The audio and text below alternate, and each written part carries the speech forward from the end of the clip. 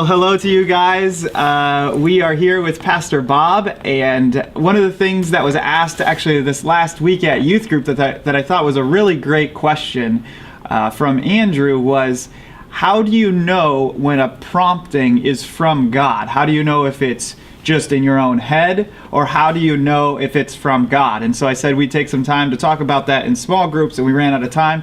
So I actually wanted to go to the man, the myth, the guru. He specifically told me not to call him that. Yeah. But no, I just wanted to have Pastor Bob weigh in. I'll share some of my thoughts, but I thought that would be helpful, and I thought it was a really great question. So I'd love for you to weigh in some of your thoughts or stories, anything like that. Sure. It is a great question. And what I want you to know is that this is like a never-ending discovery process. You can actually spend a whole life learning to discern God's voice in your life. I think there are bad thoughts and good thoughts and God thoughts. And most of us don't have a terrible time differentiating between the good thoughts and the bad thoughts. We kind of know, if we have a thought to hurt someone or say something that's harsh or unkind, we kind of know.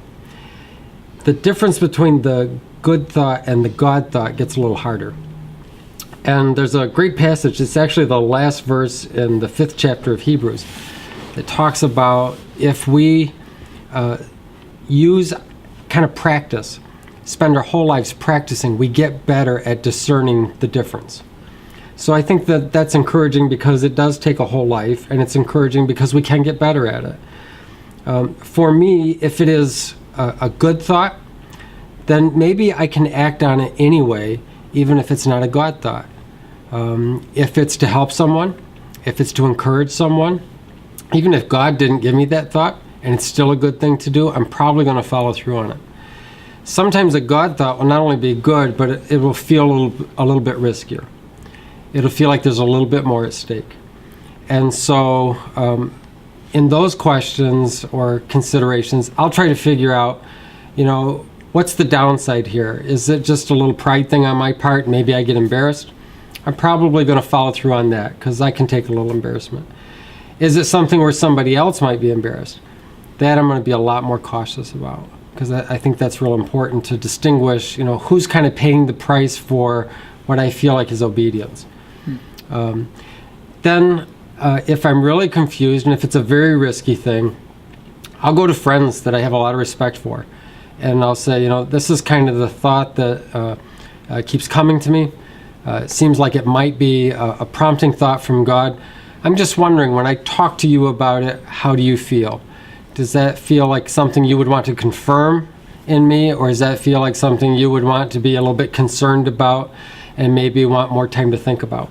So I think friends can be very valuable if they have some knowledge of God's Word, and they're kind of used to operating and understanding those kinds of things. We had a young boy at one time who was facing a very difficult physical challenge, and the mother had asked us to pray for him as a congregation. And so I was very happy to do that. What was interesting is that when I thought about it, I had this thought come to my mind, and it was unusual because it's not how we usually do things. And so unusual thoughts, I immediately start examining and trying to discern what is this. And so the thought was, the way I saw it was to have both myself and this boy sitting on the end of our stage and to have everybody in the room praying in a whisper.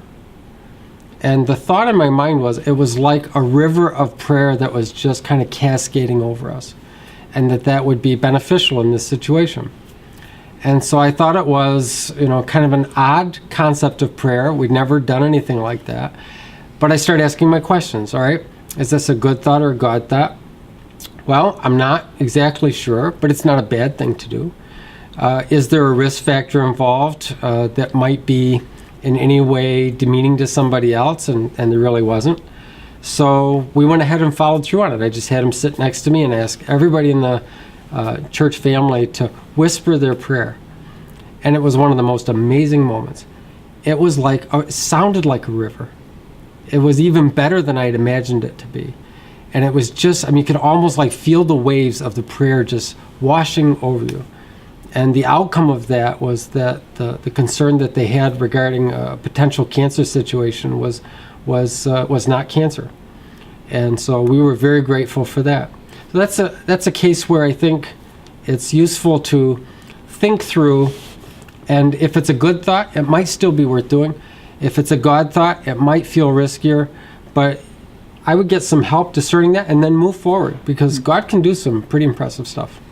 Yeah, and it even seems like if you don't follow that God thought, there could be consequences or ramifications. It's possible. And, I really trust that God is faithful, and so maybe if I drop the ball, he has somebody else pick up the ball. I think there's a lot of ways that he can intervene in a person's life.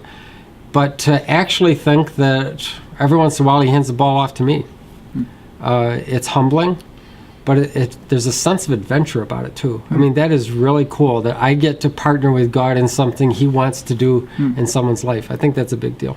Yeah, and that was one of the things we actually talked about was, what would it look like if these spiritual gifts that Scripture talks about, what if all of those were being deployed in a church body? How exciting would that be? You wouldn't have this boring, stuffy church that is most people's idea of what church is. But if everybody is actually using their gifts, it's just going to be exciting. Yeah. So I think that we get glimpses of that in Scripture. And when you look at how that first church was, that's what people were like. And they just shared the gifts that they had, and the impact it had in the community was breathtaking. So I guess I'm still a little unclear. So if you're in the moment and you're feeling like, I think this is from God, but I'm not sure, how do you know? Is this just me, or is this God? What do you do in that moment to try to discern that?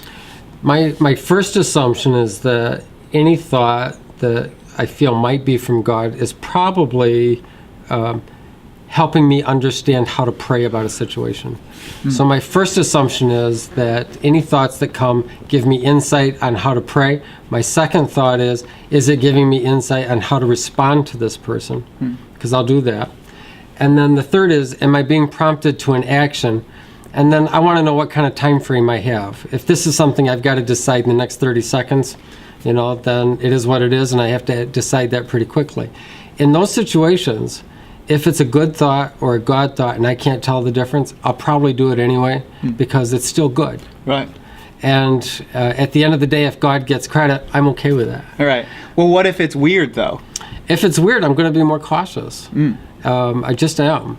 And I will try to prayerfully consider that. Once again, if I have a very limited time frame, I will try to figure it out in the time frame that I have. But there have been times actually in my life where God prompted me to do something. I did not do it. I missed my opportunity. And I told God I was really sorry about that, and I would like another opportunity, and he gave it to me. So, like, God has this way of getting you back in the game or extending the time on the clock, or, it's like an instant replay thing. There are occasions when God has done that for me, so I've been very grateful for that. Yeah, and I think that's great, too, because I think we can think, okay, if I missed this opportunity to tell somebody about God, and it was clearly like I felt like I was supposed to, but I just did not do it because I felt too scared, or I felt whatever your reasoning is, I think that's a really healthy way to respond to that, to say, you know what, God, I'm sorry that I dropped the ball there. Will you give me another opportunity? Will you give me the courage to be able to step out and actually do this? Because I want to. I want to be used by you. But it's hard, and it's risky. And so we can get intimidated. But how cool of a thought is it that we could be used by God? I mean, that is what is very exciting to me these days. And the other thing is, when I feel like I've dropped the ball like that, I won't only acknowledge that to God. Sometimes I'll acknowledge that to the person too. And I'll just say, I felt like there was something I was supposed to do or supposed to say.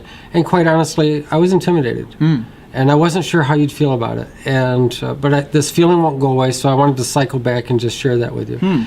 And that is a great way for people to recognize you're not trying to be better than. Right. It's actually humbling to acknowledge you feel like you missed something. Right. And so that can be something that actually helps them understand you better too. Right. Oh, that's great. That's really, really helpful. I really appreciate your time. And I think I speak on behalf of the teenagers when I say I appreciate your investment into me. That's from me. I appreciate you investing into our youth leaders for your prayer. I appreciate that you're invested in all the teenagers' lives, that you know what's happening, that you're praying for them. So we really appreciate it. We appreciate your leadership, and thanks for your time. Well, I appreciate that. And if I could choose which room I was in on Wednesdays down here or upstairs, I'd be down here, but I don't get to choose that. Well, one day you'll work your way up to down here. I will. Thanks a lot. All right.